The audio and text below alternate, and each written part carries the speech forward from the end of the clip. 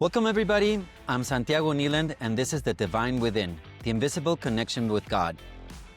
In today's episode, we're going to talk about the artist within. We're exploring a truth that lives quietly inside every one of us, the creative spirit. Joining me is Debra Guevara, a military veteran, chiropractor, mother, poet, songwriter, and lifelong student of the spiritual truth. After decades of devoted service, Debra discovered that a creative artist had been patiently waiting within her all along. And what began as a simple decision to follow inspiration became poetry, music, and an entirely new expression of purpose. Together we'll explore creativity as a spiritual practice, the idea that beauty itself is part of the divine design of the universe, and why the creative spark inside you may be one of the clearest ways God speaks through your life. Because perhaps we were never meant to be simply a consumer of creation, but we were meant to participate in it. So welcome, Debra. I'm excited to have you here. Hi, I'm very excited to be here. Right, and we're going to be talking about a lot of artistic things and what process is. So let's dive in, and let's start with this first segment, which is awakening the artist within. Well, most people don't lose their creativity, they silence it. Life gets busy, responsibilities take over, and the spark gets pushed aside. In this segment, Debra shares her journey from duty and service to creative expression, and how one simple decision to follow inspiration when it appeared changed everything. So, Debra, can you tell us a little bit of your life and what you mean about this spark that is kind of dormant inside of you, and how can you bring this spark outside? Well, I grew up in the Ozark Mountains in Missouri, and we weren't exactly encouraged to be creative. We were more practical, down to earth type people. And then I left home and went into the military, and I started noticing that there was something inside of me that was driving me that I just wasn't addressing. It was quietly in my mind all the time. And I went from there, from the military into school, and at school I took a few classes in music, and I wrote a song. And it was exhilarating. I was like, "Wow, I didn't know I could do this." And so then I put that on the back burner for a while and went on with life, got married and had my children and became a chiropractor and worked. And then one day I decided I was going to retire. Mm-hmm. And when I decided I was going to retire, I decided I was going to pursue this creativeness that was inside of me that I'd been squelching for years. I'd wrote a few poems along the way and stuck them in a closet. And a friend of mine said, one day, said, "Where's all those poems you've been writing?" And I said, they're in the closet. He says, "Well, bring them out." So I brought them out and gave them to him, and he had them bound into a book for me. And that was the first time anyone had ever acknowledged my creativeness. And I was hooked. I was hooked from then on. I decided that I would keep a journal and write whatever came to mind, and then go back and look at it. And if a poem was there, then I wrote a poem. If I thought it was a song, then I made it into a song. And here a few months ago, my son told me about a AI product called Suno, where Yeah. you could put music to your words. And I was like, "Oh, that would be fantastic because I've got these songs laying here and I've had no way to put music to them." So I started publishing my songs on Suno. Okay. And from there, it's just gone to being a habit now. It's a habit to write down my poems and my songs. And if I don't do it, it drives me crazy until I do. It's like the other morning I got up at 4 a.m. because an idea was in my head that I couldn't get rid of, and I sat down and wrote a song, and by 6 a.m. I finished the song and went back to bed. So it was, it was just there, and it wasn't gonna be silenced. And I think once you unleash this creativeness within you, that happens. You find that you can't silence it. You have to fulfill it. You have to feed it. You have to let it grow. And so that's what my mission has been since I retired, is just to let this become part of me and let it become something that I do on a daily routine. Well, that's interesting, and let's I mean, with this story, let's break it down a little bit in how your process was, and like we were saying in the intro, you know, many times it's not that we're not creative, we kind of put it aside or we leave it dormant because life happens, and life, you know, is full of chaos, full of demands, full of responsibilities, and you know sometimes creativity and that kind of creative spark and that part of life is you put it. Not that we don't maybe attend to it, but we always relegate it to last. So how important this is, and what you were saying, you know, it was always there. There was always this nudge, and like you were saying, it was throughout your life. But then suddenly you were through with all these distractions or the life itself, and now you have more time to come to it. So what was it that really got you into this habit? Because what I'm reading here is that you really started to this started to become a habit, and you know habits become you. So in a way, now like you were saying, is that every time that you have a creative spark, you have some ideas, you have to put it out and you have to take it out. So how has it been, or how do you think creativity comes through us? Well, I started writing what I call the daily gratitude journal. I just decided that I didn't have to write anything in particular. I just needed to write what was in my mind and in my soul. So I started keeping a gratitude journal, and every day I wrote to God and told him how grateful I was for what I had and, whatever it was on that day. And I noticed that once I did this, I was a lot more relaxed during the day, and I was way more open to ideas and expressions that other people had. And I started noticing creativity all around me. And I got I got to reading, and I thought, we are creative creatures because we are the sons and daughters of God, and God is a creator. And he created us in his image, which means that inside of each one of us is a creator. We're meant to create whatever it is our talent is. And your talent can be so many things. It can be art, it can be music, it can be architecture, it can be computers, it can be anything that drives you, that lets you express yourself and feel more whole. I love this. I love this. And like you're saying, and the creator creativity, and you know, we kind of miss that link there. You know, we have the creator, and once we start being creative and we let loose of our creativity, that means we're becoming like God. You know, we're really creating, and it's interesting because it's not limited to art, like you're saying. It's not just music. It's not just painting, because some people may not have the talents, or like me, you know, I'm still in stick figures 101, you know, because I can never draw 'em. You know, I'm still there, and I can't get through. Nowadays, you have a lot of technology that can help you, but my expression, you know, I was through music and through writing stories. And like you said, maybe architecture, maybe, you know, in the math.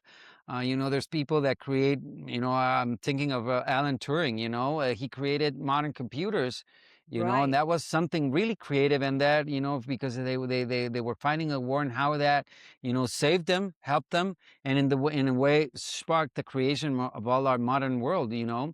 So how maybe an idea as simple as it seems, or mundane as it seems, could really be a part of this, you know, this, well, like we were saying, in partnership with God. You know, we're co-creators, and in a way, our creativity is that extension of God through us, right? right.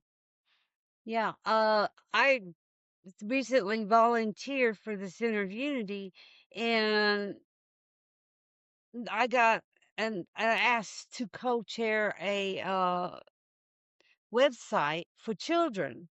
And I was like, I don't know, I'm not, I don't know if I'm creative enough or something like that. I don't know anything about websites and I don't, but then they told me, don't worry about the technicalities and all that.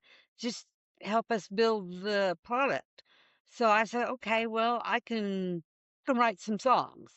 So I sat down and wrote a couple of songs and then I said, well, I'll write a story or two. So I wrote some real short stories. And then I thought, well, I need a coloring picture with the story. So, and it just steamrolled from there. And things just kept coming up. And I noticed that if you use your creativity and you're open to it and you're quiet and you let it settle in, that it will just blossom Yeah. and keep coming and keep coming. And so we were able to publish the website. It's called Uncle Joshua's Workshop. We were able to publish it in like 3 or 4 months' time. So which I was really pleased with. It came out very well, and there are a lot of artistic people working on this with us. We have people who are helping make the videos and do the art, and so creativity also draws creativity. So the more creativity you have out there, the more people around you are going to see it and their creativity is going to add to your creativity and sooner or later you're going to create something that's bigger than all of you. And that's what I saw happening with the website and with just life in general. I went from a couple of pages of poems that I had jotted down to a book, and now I have probably another book laying here that I've written since that book. And You went into it's music, just video, stories. I mean, the whole thing, right? yeah, right. It just one just sparked the other, and it wasn't a chore at all. It became a labor of love. That's really good, and that's I'm an artist as well, and when I started, 20 years ago, a little bit more than 20 years ago, I had a rock band, and we put out a couple of albums. But my whole story started when I was a freshman in high school, and I didn't, you're transitioning, you're becoming an adult, you're a teenager, you're going through adolescence, and I didn't have a lot of self-worth, or I didn't really have self-esteem. And I remember in my English class, Miss Locke, whom shout out to Miss Locke if she's watching this. She was a very good teacher, one of those that inspires you. And I remember we got to the a module of poetry, and we had to write poems, and we had to analyze and everything. And that was a very creative outlet for me, because in poetry you don't have to. It's not prose, it's not literal, it's not this, that, and that. You can really use imagery, you can use a lot of elements that you learn when you're creating a poem, and that really creates in my case, it let all my emotions, all my feelings being poured out without really being literal, because I didn't even understand them. When you're in that age, you don't even understand what you're going through. Yeah, And it's just fun to put faces and imagery and all that. And she really inspired me, and she kind of told me, if you like it, if you're good at it, and you like doing this, why don't you write a journal like you did, and why don't you do that? And I still have on my journal, and I started writing, and she would help, and she didn't have to, but she would review my poetry, and she would make comments, and she would help me.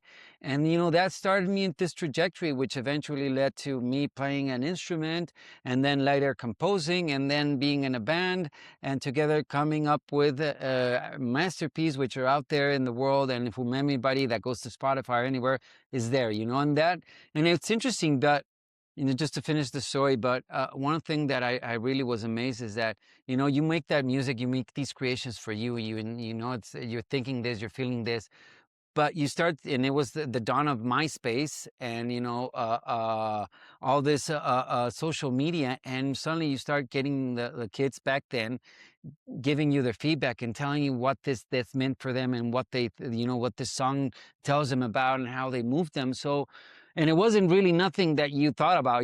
This is a story about something else, Exactly. but you got those matching points. You got those sensitive and those emotions, those that you really can become brothers with these kids. And that really amazed me, how my emotion really sparked their emotion, and together we were creative. And that really set us in our feelings and emotions. It's really interesting what art can do, and Yeah. what creative expressions can do, and as a group. Yeah.